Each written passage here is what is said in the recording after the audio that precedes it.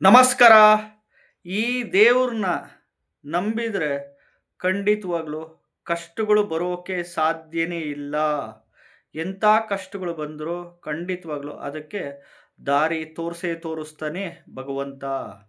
ಮತ್ತು ಆ ವಿಧಿ ಬರಹವನ್ನೇ ಹಣೆ ಬರಹವನ್ನೇ ಬದಲಾವಣೆ ಮಾಡುವ ತಾಕತ್ತು, ಶಕ್ತಿ ಇದೆ ಈ ಎಸ್ಪೆಷಲಿ ಈ ದೇವರಿಗೆ. ಆ ಯಾವ ದೇವರು ಅಂತ ಹೇಳ್ತೀನಿ ನೋಡಿ. ನಿಮ್ಮ ಒಂದು ಜಾತಕದಲ್ಲಿ ಎಸ್ಪೆಷಲಿ ನಿಮ್ಮದು ಯಾವುದೇ ರಾಶಿ ನಕ್ಷತ್ರ ಆಗಿರಲಿ, ಯಾವುದೇ ಲಗ್ನದಲ್ಲಿ ಹುಟ್ಟಿರಲಿ, ಯಾವುದೇ ಗ್ರಹದ ದಶಾಭುಕ್ತಿಗಳು ನಡೀತಿರಲಿ, ದಶಾಭುಕ್ತಿಗಳಲ್ಲಿ ಎರಡನೇ ಮನೆ ಸೇವಿಂಗ್ ಬ್ಯಾಂಕ್ ಅಕೌಂಟಿನ ಮನೆ, ಎರಡನೇ ಮನೆ ದುಡ್ಡಿನ ಮನೆ, ಎರಡನೇ ಮನೆ ಅಕೌಂಟ್ನಲ್ಲಿ ಸದಾ ದುಡ್ಡಿರುತ್ತೆ ಈ ಮನೆ ಆಪ್ರೇಟ್ ಆದರೆ. ಆರನೇ ಮನೆ ವೃತ್ತಿ ಮನೆ, ಸೇವೆ ಮನೆ, ಸರ್ವೀಸಿನ ಮನೆ ಅಂತ ಹೇಳ್ತೀವಿ. ಆರನೇ ಮನೆ ನೆಗೆಟಿವ್ ಬೇರೆ ಬೇರೆ ಥರ ಇದೆ, ಅದು ಬೇಡ. ಏಳನೇ ಮನೆ ವ್ಯಾಪಾರದ ಮನೆ, ಹತ್ತನೇ ಮನೆ ಉದ್ಯೋಗದ ಮನೆ, 11ನೇ ಮನೆ ಲಾಭಸ್ಥಾನ, ಈ ಜೊತೆಗೆ 4ನೇ ಮನೆ ಸೇರ್ಕಂತು ಅಂದರೆ ಹಣಕಾಸು ಆಸ್ತಿ ದುಡ್ಡಿನ ವಿಚಾರದಲ್ಲಿ ಎಕ್ಸಲೆಂಟು.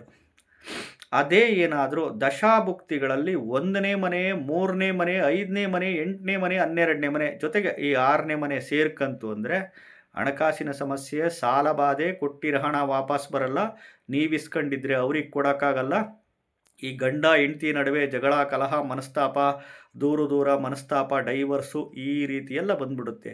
ಸಂಶಯಗಳು, ಅನುಮಾನ, ಅಕ್ರಮ ಸಂಬಂಧ, ಅನೈತಿಕ ಸಂಬಂಧ, ಇನ್ನೊಂದು ಮತ್ತೊಂದು ಉಲ್ಬಣ ಆಗಿಬಿಡುತ್ತೆ. ಯಾವ ದೇವ್ರನ್ನ ನಂಬಿದರೆ ನಿಮಗೆ ಜೀವನದಲ್ಲಿ ಕಷ್ಟನೇ ಬರಲ್ಲ ಅಂತ ಹೇಳ್ತೀನಿ.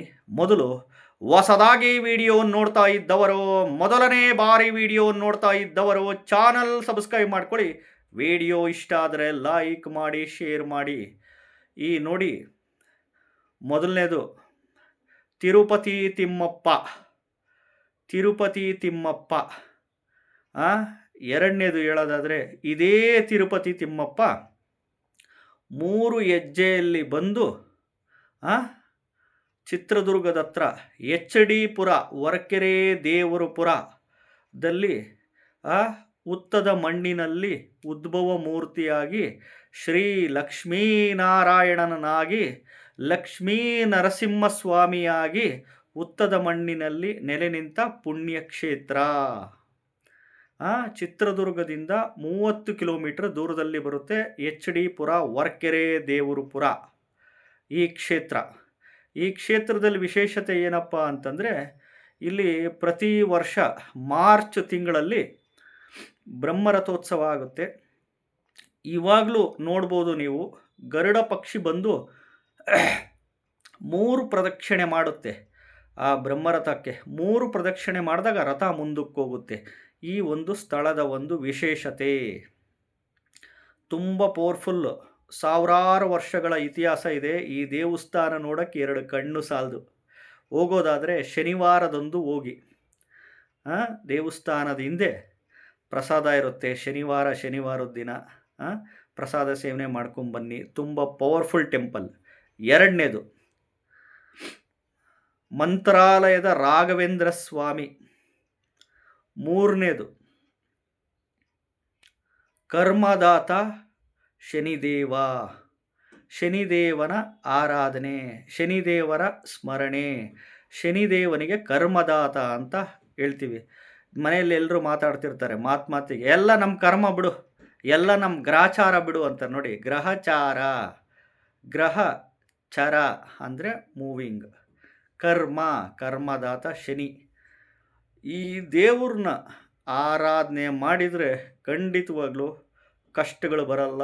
ಕಷ್ಟಗಳು ಬಂದರೂ ಖಂಡಿತವಾಗ್ಲೂ ಆ ಕಷ್ಟಕ್ಕೆ ಆ ಒಂದು ಕಷ್ಟದ ದಾರಿ ನಿವಾರಣೆ ಆಗಲಿಕ್ಕೆ ಏನೋ ಒಂದು ಭಗವಂತ ದಾರಿ ತೋರಿಸ್ತಾನೆ. ಮನಸ್ಪೂರ್ವಕವಾಗಿ ಶ್ರದ್ಧಾಭಕ್ತಿಯಿಂದ ಮಂತ್ರಗಳ ಮುಖಾಂತರ, ಸ್ತೋತ್ರದ ಮುಖಾಂತರ, ಹರಕೆಗಳ ಮುಖಾಂತರ ಮಾಡ್ಕೊಳ್ಳಿ. ಖಂಡಿತವಾಗ್ಲೂ ಒಳ್ಳೆಯದಾಗೇ ಆಗುತ್ತೆ, ಖಂಡಿತವಾಗ್ಲೂ. ಯಾಕೆಂದರೆ ಈಗ ನಮ್ಮ ಜೀವನದಲ್ಲಿ ಏನಾಗಬೇಕು ಅದು ದಶಾಭುಕ್ತಿಗಳ ವೈಸ್ ಆಗ್ತಾ ಹೋಗುತ್ತೆ. ಕರ್ಮ ಒಂದೊಂದು ಎರಡನೇದು ಮನುಷ್ಯ ಸ್ವಯಂಕೃತ ಅಪರಾಧ ಮಾಡ್ಕೊಂತಾರೆ.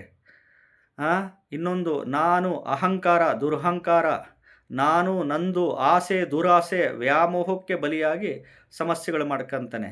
ಇನ್ನೊಂದು ಜಾತಕದಲ್ಲಿ ದಶಾಭುಕ್ತಿ ವೈಸು ಮನುಷ್ಯನಿಗೆ ಸಮಸ್ಯೆಗಳು ಉಲ್ಬಣ ಆಗುತ್ತೆ.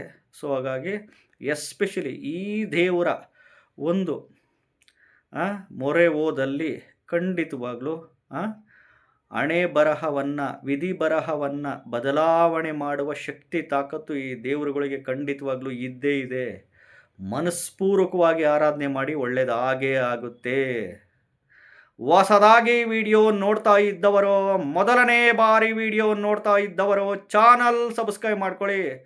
ನಮಸ್ಕಾರ.